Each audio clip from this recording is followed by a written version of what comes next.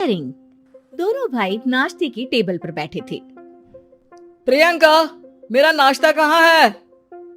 भाभी, मुझे भी ऑफिस के लिए लेट हो रहा है। इस पर प्रियंका किचन में से दोनों के नाश्ते की प्लेट्स लेकर बाहर आती है। लो भाई, आप दोनों का नाश्ता। किसी को भी 1 मिनट का सब्र नहीं है। ये प्रियंका का ससुराल है, जहाँ कोई औरत ना होने की वजह से शादी वाले दिन से ही घर के साथ दोनों भाइयों की जिम्मेदारियां प्रियंका संभाल लेती है।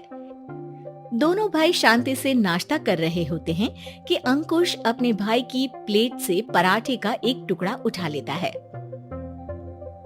आपको पता है ना, मैं खाना शेयर नहीं करता, फिर भी मेरी प्लेट में से खाना जरूरी है क्या? अरे हद हो गई है, मुझे नहीं खाना अब। अंकुर गुस्से में नाश्ता छोड़कर टेबल से उठ खड़ा होता है। अरे ये कैसा बिहेवियर है अंकुर? एक टुकड़ा ही तो है। एक हो या आधा, मुझे भूख लगी है तो ये सिर्फ मेरा ही है। उसे भी किसी के साथ शेयर करने बैठा तो भूखा नहीं रह जाऊंगा। अरे बाबा ठीक है, अब इस पर भी लड़ाई। दूसरा बना देती हूँ, पर प्लीज ऐसे खाना बीच में छोड़कर मत जाओ, इससे अन्न का अपमान होता है। ओ प्लीज भाभी, ऐसी कोई चीज होती ही नहीं है। आपके पास पैसे हैं, खरीदो और खाओ। अगर नहीं खाया जाए तो फेंक दो। अरे दुनिया में सब यही करते हैं। अंकुर बैग उठाकर ऑफिस के लिए चला जाता है, जिसके पीछे उसका बड़ा भाई मायूस सा घर में खड़ा रह जाता है। जिसने बचपन से सोने की चम्मच में खाया हो, उसे दुनिया के बारे में क्या पता होगा। वैसे गलती तो हमारी ही है। अगर कभी बचपन में ही सही गलत का फर्क सिखाया होता तो आज ये हाल नहीं होते। आप फिक्र क्यों करते हैं जी?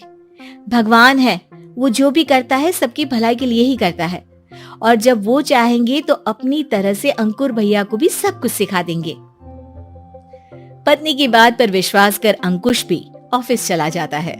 सुबह से दोपहर होती है और अंकुर लंच करने ऑफिस के पास वाले रेस्टोरेंट में पहुंचता है, जहां वो एक साथ बहुत सारा खाना ऑर्डर कर देता है।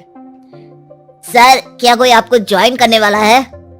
नहीं तो क्यों? अब कुछ नहीं सर, ऐसे ही। वेटर चला जाता है और कुछ देर में अंकुर का ऑर्डर लेकर वापस आता है, जिस पर अंकुर सब डिशेस में से थोड़ा थोड़ा खाकर बाकी ऐसे ही छोड़कर बिल देकर चला जाता है। वाह भगवान, तेरी माया। कहीं कोई एक एक टुकड़े के लिए तरसता रहता है और ये 5 लोगों का खाना ऑर्डर करके एक का भी पूरा नहीं खाते। पैसे वालों की माया। वेटर टेबल साफ कर बचा हुआ सारा खाना लेकर रेस्टोरेंट के पीछे घूम रहे बच्चों के पास पहुंच जाता है, जिसे देख बच्चों के चेहरे खिल उठते हैं। वाह, आज इतना सारा खाना आया। थैंक यू भैया, भगवान आपको खाने की फैक्ट्री बना दे। अगर ये फैक्ट्री मेरी होती तो तुम लोगों को कभी किसी का झूठा बचा हुआ खाना नहीं खाना पड़ता। चलो तुम लोग खाओ, पर ध्यान रखो किसी को पता ना चले, नहीं तो मेरी नौकरी चली जाएगी। इसी के साथ दिन बीतता है और रात को दोनों भाई एक साथ घर पहुंचते हैं।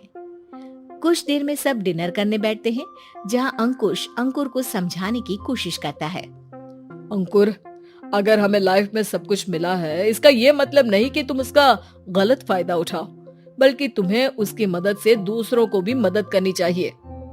भैया, जिनके पास नहीं है उनकी वजह मैं तो नहीं ना, और ऐसे बहुत लोग हैं जिनके पास सब कुछ है। इसलिए अगर मैं एक इंसान कुछ नहीं करूंगा तो कोई फर्क नहीं पड़ने वाला।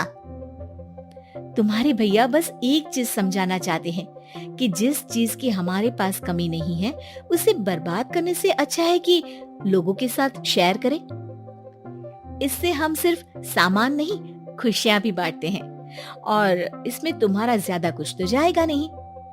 भैया भाभी की बात सुन अंकुर कुछ बोले बिना उठकर चला जाता है। इसी तरह दिन बीतते रहते हैं, जिसमें अंकुश और प्रियंका कोशिश तो बहुत करते हैं, पर अंकुर पर किसी भी चीज का कोई असर नहीं पड़ता।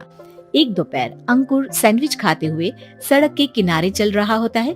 तभी उसकी नजर आइसक्रीम वाले पर पड़ती है और वो सैंडविच सड़क किनारे फेंक आइसक्रीम खरीदने पहुंच जाता है। अब इसे कहते हैं जिंदगी का सुख। जैसे ही अंकुर आइसक्रीम लेकर पीछे मुड़ता है तो एक आदमी को सड़क से वही सैंडविच उठाते हुए देखता है। वो आदमी बहुत कमजोर, गरीब, जैसे बहुत दिनों से खाना ना खाया हो वैसा लग रहा था। अंकुर उसके पास जाकर खड़ा हो जाता है। उसे देखकर आदमी सैंडविच अंकुर की तरफ कर देता है। आपको भी खाना है क्या? क्या हम इसे आधा आधा कर ले? मुझे बहुत भूख लगी है। वो मेरा ही झूठा सैंडविच है, तुम दूसरा खरीद कर क्यों नहीं खा लेते? इसे क्यों खा रहे हो?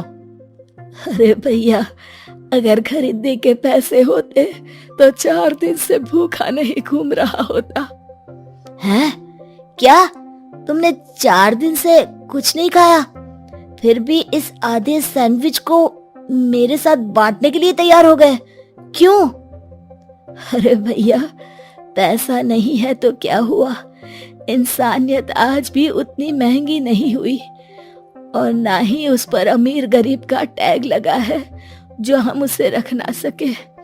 पर अफसोस, आजकल लोगों के अंदर पोषण, खून या विटामिन से ज्यादा इंसानियत की कमी होने लगी है। आदमी की बातों से अंकुर को समझ में आ जाता है कि वो आज तक कितना गलत काम करता आ रहा था। इसके बाद से वो अपनी किसी के साथ शेयर नहीं करने और खाने को बर्बाद करने वाली आदत को छोड़ देता है।